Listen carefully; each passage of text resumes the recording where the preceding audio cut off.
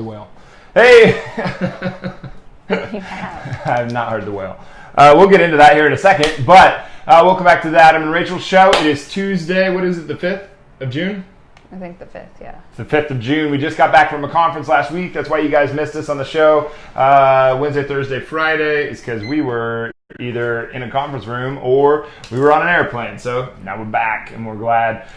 So we're going to go over some of the stuff that we learned, some of the walkaways, some of the interactions that we had, because a lot of it was pretty enlightening. And then we're going to get into some stuff with the relationships and your health and how you can capitalize on your differences. That's one of the things that really, like people ask us every once in a while, and they're like,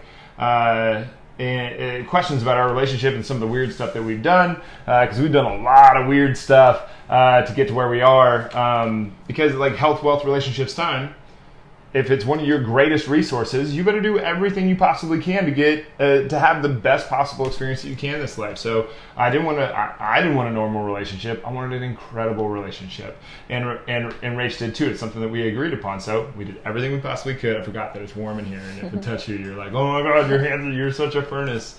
But anyway, so we did a lot of weird stuff, and so that's one of the reasons that we go to conferences. It's one of the reasons we talk about this stuff so much. Is because there's so much. Like, I think we have done a ton of work over the last few years to be able to get to where we are now, and I still think we're just scratching the surface of what could actually be. But that's why we go to all these conferences. It's why we do all this stuff. And what did you think of, not necessarily like the specifics of the conference and why we went to it, but what do you think of going to conferences and going and doing stuff outside of your? I'm kind of filling in the blanks for you, but you can just go open-ended on that. Yeah, well, I mean, you can, I guess the positive to it is it keeps the conversation going. What do you mean? And by that, I mean, you can both become clear on what you want, but your goals and your mindset are always changing. So it keeps you around people who are constantly exploring more of themselves. So, I mean, you can bounce ideas back and forth between us, but like having other people who are curious and trying to get to a new level in their relationship is also, or in their like, in their business or whatever they're there to improve. Yeah. So in a relationship, it's nice to have people who are willing to be open-minded and have a conversation rather than just spout their opinions and not let the conversation go much further. Yeah. And how do you think that plays into the whole like just getting outside of what the norm is? Like I think like whenever we go to these conferences and then we come back, it's weird like you can't stay the same, right? Like you're going to constantly change. So that's what I mean. Keep the conversation moving forward. Right. But not like, the conversation, but the relationship.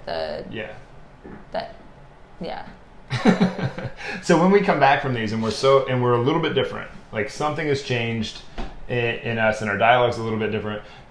Where do you think it comes into like? There's something here. I don't know quite how to explain it, but there's something to when we come back from these things, and you look back at the 2 weeks before that, and you're like, and you realize how much of the doldrums that you had gotten yourself into. They're just the normal, everyday status quo. This is just the way it is, blah, blah, blah, blah, like Tweedle dumping it along the way. And I think that the conference kind of breaks that up. So, or going I don't think going coaches, whatever. Into it, you, like when you're there, it kind of forces you to, it's like a mirror. It forces you to look at some of the behaviors that you're doing that can be a little limiting. And not that it's like you'll come home and you'll have a 180 and you'll never be the same person. It's more like now you've been presented with them and you have an obligation to work on those. Okay. So like if you were to find out that you had diabetes, you were presented with that information. You have an obligation to change some of your habits so that you can improve your health. I mean, that's an extreme example, but it's the same with your mind. I don't know if that's that extreme. That's a real example. I mean, people are dealing with that every day. Like, hey, you're diabetic. I remember when my grandparents got, on the REES side, The Reeses are so different. The one side of the family is so different from the other side. But my grandparents both around the same time, they said you guys are diabetic, and they're like, I don't believe that. I think they just say that to everybody. I was like, wow. You guys don't eat anything but sugar all the time. I'm surprised you weren't diabetic decades ago. See, and then there's the you can either say to yourself, I want to be better, I want to get healthier and implement some changes, or you can just be like, well, I can't really do anything about it, this is just how I am, and continue on that path. Yeah. So it's not going to get any better. I mean, it might, depending on like what you do during the day, but to make an effort in the opposite direction of those bad behaviors is when you'll really see a difference in your health. So with the conferences or like having a conversation with a mentor, if you're just going to these and like going to these doctor's appointments and they're telling you you have diabetes and you haven't been doing anything about it, like if you're continuing to hear this information and you're not taking it back and implementing any changes, then what's the point of going to the doctor? What's the point of going to the conference? Yeah, but people do that all the time though. They go to like how many people, maybe you haven't seen it, but I've seen a ton of it where they think that they're depressed or they think that something's wrong with them, so they go to a doctor. That doctor doesn't tell them the information that they wanted to hear, so they go to another doctor. And then that doctor doesn't tell them what they wanted to hear, so they go to another doctor and another doctor and another doctor and another doctor until one doctor finally tells them what they wanted to hear, and they're like, oh yeah, this is great, this is what I'm going to do. Instead of just hearing the thing that was a little bit inconvenient that didn't necessarily feel good, they bounce around until they found a doctor that made them feel good about themselves. Well, that could also be going into it. You have to have an open mind. You have to be willing to say, like, once I hear this information, am I gonna do good with it, or am I just gonna like stick in my own ways? Yeah. Like, so like when we're like, what was the conference like for you? Or, well, actually, let's get into the opposites, the opposite stuff. So the show today, the topic of the show today was the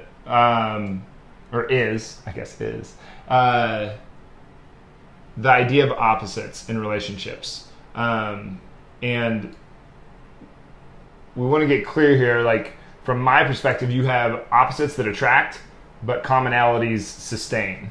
However, there is, like, you're going to have some things that you differ with your partner on. So the way that we don't look at that as a negative, we look at that as a positive. We look at it as what she's really great at, I'm not very good at. In fact, I suck at.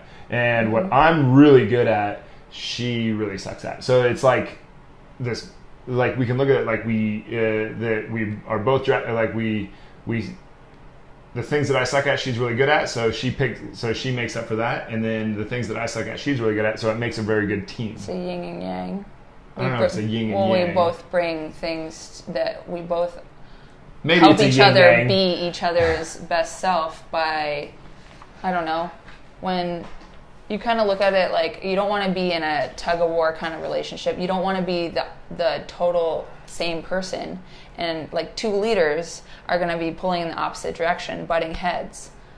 But if you get clear on where you want your relationship to go, you can both be each other's, I don't know, like Adam can pull and I can push, I can help him along. Yeah.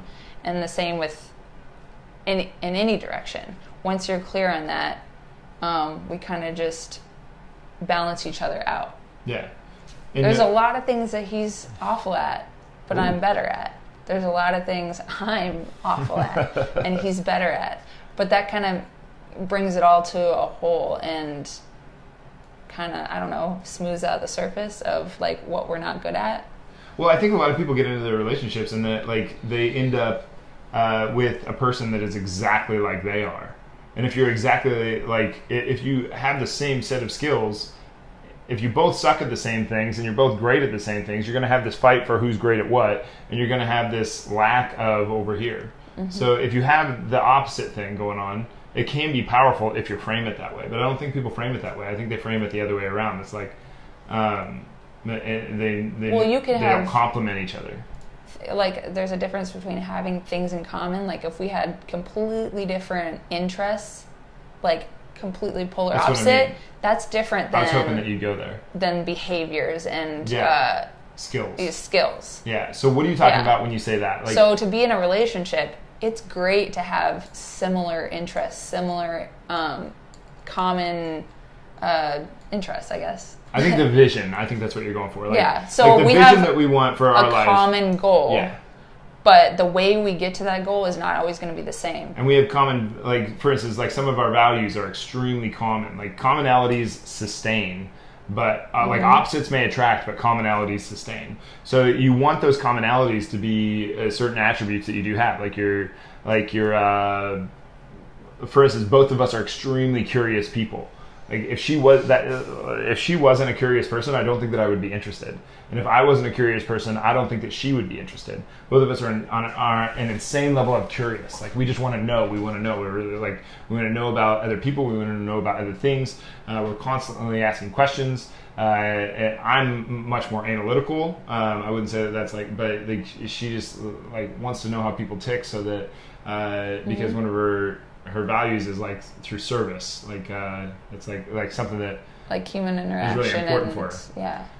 But like we don't have, but our skill sets are completely different. Like I am extremely organized, like and very very assertive. Rachel is much more nurturing, but much more creative. So it's a nice balance, right? So not organized. Rachel's not organized, but I am. And Rachel's extremely creative, but I'm not so great at being creative. Rachel's extremely good nurturer. I suck. I'm really bad. Like not a very good nurturer. And you're not that bad, actually. She's very passive. She's not assertive like I am. So it's a nice balance, right? I was kind of thinking of it as like masculine and feminine. Ooh, you want to go there? Well, I'm not like masculine. Like if we walk into a room with being like super aggressive and like masculine, we're gonna butt heads. Like there has to be a give and take. I think it depends on how you define masculinity, but like like you want to walk into a room. Yeah, and it's we're just both, like super aggressive, more of like overpowering, an idea.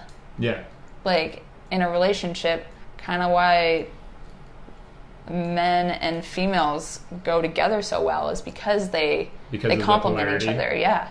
I like. Like the woman gives a femininity to it, the man gives a masculinity to it. That doesn't mean that a woman can't be masculine or a man can't be feminine. Of course, one has more of not ability, but a likely to be that person. Like different attributes for each. Yeah, and it changes for everybody. Right, and so everybody like this is something that not a lot of people think about, but. Everybody's got their masculine. Like a male has his masculine side, a male has his feminine side that he doesn't like to look at most of the time, but we do. And then we also have the little boy inside of us that is always going to be there, like your child self, right? And I'm not talking about like old school psychology where it's like become your child self. That stuff gets really silly. But Rachel has her feminine side, she has a masculine side, and she has the little girl inside, like the little girl Rachel too. So everybody's got all three of those, and the child self is the strongest part of you.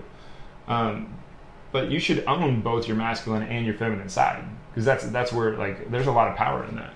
Yeah, well, and you don't want to always be in a state of being nurturing and calm and submissive, and like that's not the point of it. It's like you have to give and take at some points. Yeah. Like you're not always going to be that person designated in the relationship. Yeah. It's just kind of feeling out for where do I fit into this instance. Yeah. And when I first started researching this stuff, it was really interesting because like most of us don't really think about or analyze or question polarity in our society. Like we don't really look at this. We don't look at like right now it's like this melting pot of like that this equality thing is great and all, like how you treat people equal, right? Duh. But then it goes into sort of like, are we not going to appreciate our differences? If we're going to appreciate our differences and we're going to appreciate our commonalities, then we have to see both. So there is a polarity. There's a difference between Rachel and I, and hopefully that complements itself, that it doesn't take away from that. Uh-huh. Like, I think that would be a big error to not acknowledge that. I forgot to say this. So there might be, in something that we realize that we lack, we are almost more attracted to the opposite of that. So we kind of seek out what I find attractive about you are things that I don't necessarily feel like I'm the best at. Sure. So I think that's like a natural kind of connection. The psychology and biology of you. Of me, or just everybody? No, that's one of the things in biology. Like, we know that that part of the reason that you're attracted to another person is through the scent. We know we can track basically immune systems. So similar immune systems usually will not pair up as mates. Oh, because because they're the same immune system, right? So it actually makes you weaker if both of you have a strong immune system, for instance, or a weak immune system. So one person wants to have a polarity to their immune system, so that when you come together, you get to basically share each other's germs, so that your immune system actually grows stronger. It's one of the things that pretty geeky. The biology of attraction. If you guys like on the ever small feel like looking into that. level. But I mean, we all start from a very small level. I don't know if that's a small level. Like we are biological creatures. This is one of the things that just came out in the news about somebody called somebody an animal. No, it wasn't the Roseanne Barr thing, but somebody else. I don't remember what the deal was, but they're like, they're animals. And I was like, we're all animals. We are biological creatures, and we're susceptible to this stuff.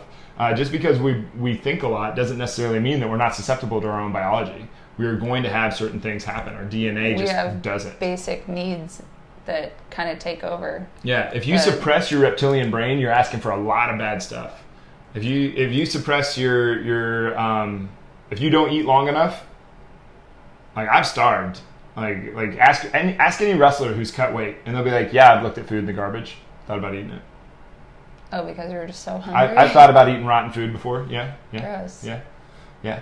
And then you look at like if your reptilian brain is basically survival. So reproduction would be survival of the species. Food would be survival of your body, and then so reproduction would be sex, and then fight or flight, obviously survival. So I think that's what I meant by going small. It's like something takes over that has nothing to do with like our conscious brain. Conscious. It is. It's going to happen no matter how hard you fight it. Like, if you're going to starve yourself, you're going to find a way to eat. Yeah. Seriously. Yeah. Like, whether it's, I mean, there's stories of people eating people. That's what that movie. Like, I'm sure none of us can imagine doing that, but when it comes down to that's the thing. Like, your will to survive is greater than any other thing that you have in your body. Anything other thing that you have in your body, in your mind, your will to survive is insane. What? It kind of went weird. It is pretty weird, but it is. No. If you guys only someday, hopefully, we are so inhibited on the show that you guys actually see the conversations that we have behind the scenes. They get weird. Like, once in a while, like, I'm definitely, like, if someone's a weirdo, like, the super, like, you sit back in your chair and you're just like, oh my God, he's so crazy. Yeah, there's times where I get quiet. He's like, don't you see? And I'm like, I mean, kinda. But so, like, what things in common? So there's commonalities and then there's opposites. And so what I'm talking about with skills, so one of the personality tests that we use out at Grit is the KWML. So it's on spectrums like that. Whoops. If you guys can see it. But I don't know. But anyway, it's on spectrums. And so on the right side, you have right brain people. The right brain, left brain thing has been proven to not be accurate. But anyway, we're going to use it for today. So right brain people are like the creative types, and the left brain people are the very organized types. And then on the bottom, you have the more assertive people. And on the top, you have the more nurturing people. So then more nurturing people are, so on the top, you have more nurturing, more passive kind of people. And on the bottom, you have more assertive type people. And on the right, you have more creative people, and on the left you have more organized people. So when you're doing this, so the left brain nurturing person is more like a king or a queen. So a left-brained assertive person is more like a warrior. Right-brained nurturing person is a lover or a poet. And the right-brained assertive person is a magician. So it looks more like that. And so, for instance... Closer so they can see it. I don't know there if you you guys go. can see that. Like that. Oh, So you it's got backwards. king... it's backwards, sorry guys. But so you've got king, queen is the nurturing left brain person. So like me, I'm a very assertive person, but I'm also much more towards the left brain side. So guess what I am then? So I'm a warrior, all right? And this is where the opposite things come in. So like, because Rachel is much more creative, but she's much more nurturing. So she's a lover poet, right? And I'm a warrior. And where this comes into being useful is when you're building teams or you're in a relationship. So if you're in a relationship with somebody that, like if I was in a relationship with a warrior, we would constantly butt heads. We just we constantly go to war. Go to war against each other. And if you're a king in a relationship with a queen, well, then you're both really good at nurturing back and forth, but you're not really good at being assertive. So you end up just crawling inside of your hole and not doing much. And so it becomes problematic, right? So when you're building a team, you want at least one from all four. So like if you look at movies, almost all movies have every single one of these characters as one of the main characters. So like if you're into Teenage Mutant Ninja Turtles, Raphael is a warrior, Michelangelo is the magician, the lover poet is Donatello, and the king is Leonardo. What's another movie? With 4? With anybody, just name a movie. 10 Things I Hate About You? I don't know. That just came out. Let's see. Oh, what about Bridesmaids? Porthos would be the king. Athos would be the warrior. I might be getting them backwards. Wait, what? What about Bridesmaids? Bridesmaids, the main character. So Kristen Wiig would be... She'd probably be a lover poet. And I don't know that movie very well. Oh, Rose. Rose Byrne, she'd be a queen. Yeah. She's a queen for sure. Magician would probably be... She's either a queen or a warrior. And I don't like actually. Yeah, she's probably a queen. This would probably be Melissa McCarthy. Probably. Like Jim Carrey's a magician. Okay. For sure, just in real life even. Like you can just tell. Yeah. He's totally a magician. Mm-hmm. Out at Grit Jim, Eric is a queen. King, queen. My bad, he's not a queen. He's a king. Amber's a warrior. What about your mom? Tori's a magician. What about Janet? Mm-hmm. Janet's a warrior. Okay. Through and through. Myron's a king. So there, like that might be a situation. So like a warrior, king, queen, they're both very good at the organization thing, but they're not very good at the creative side. So they end up getting into problems when one is very good at nurturing, one is really good at assertive. That's great. You have a skill that capitalizes on each other, that complements each other. But both of them that really organized type frame, not necessarily that creative thing. So when they come to an obstacle, it's like, well, how do we? Like if you're not super creative, you won't find a solution to that obstacle as well as if one of you had that right brain style, that creative style. So outside of like a relationship, like a loving relationship, what about like in a work relationship?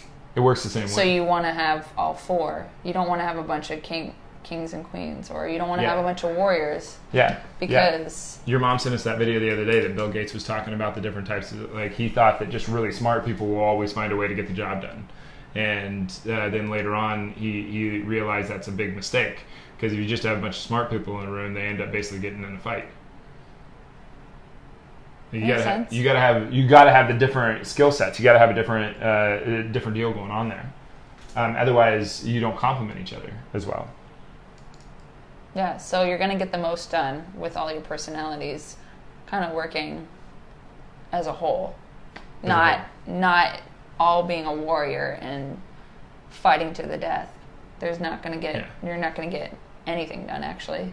No. You'll spend your whole entire time just fighting. Like in the movie Serendipity with John Cusack and Kate Beckinsale, She's a warrior, and John Cusack's character is a lover poet.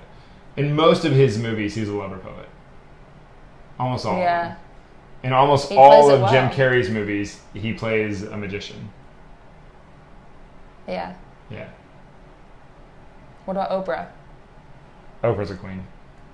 Okay, yeah, I can see that. She's most This certainly is a a fun queen. game. This is a fun game.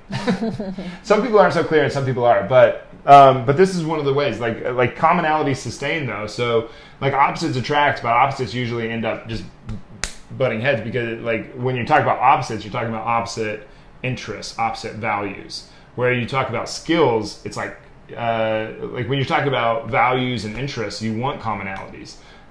You don't want opposites. But when it comes to skills, just natural, kind of more natural born skills or what you're already comfortable with, you want the opposite. What about in friendships?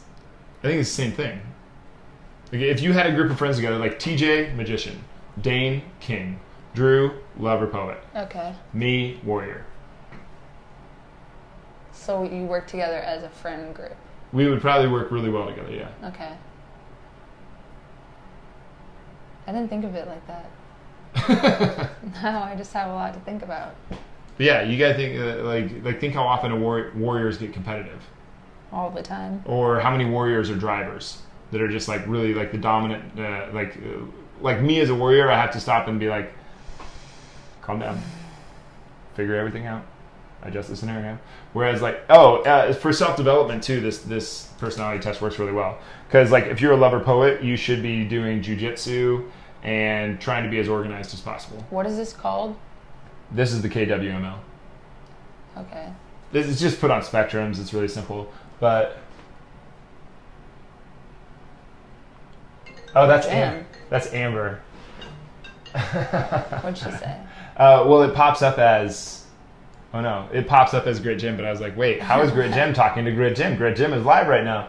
It's Amber. It won't let me comment as myself. No, that is not what I'm saying. But I wonder what it would be like if we worked like in the same office all day long. I bet you eventually you'd be like you'd be ready to like stab me in the face.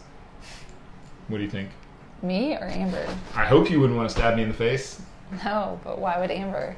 Just because we're both super highly like I'm a 99 on the disc for dominance, and Amber's like a 78. So both of us are extremely high on the dominance scale. Okay. So we would like just want to dominate the situation all the time, and plus both of us kind of like to work alone in our own space, and then we come back together. So we like we come together to plan, but we divide and conquer sort of thing. Okay. So like another situation where it works really well, but I don't think it would work as well if you were in an office. If we were working like side by side all day long. I think it would be better if we divide and conquer. We work really well together that way. That makes sense. I think we would make it work. It just like it would still be, even if we worked in an office, we'd like separate, work on our shit, then we'd come back together later, and then we separate, work on our stuff. I don't think we could like like sit there and just go back and forth like the entire time. No, probably but not. I don't think I could do that with anybody. So there's that. But anyway, what else did you have? And then we'll hop off the show because we're about done. I guess just becoming clear, like figuring out. Oh wait. I like that though, because we were talking about that. The conversation that she's talking about when we talked a lot about clarity when we were in a conversation with somebody.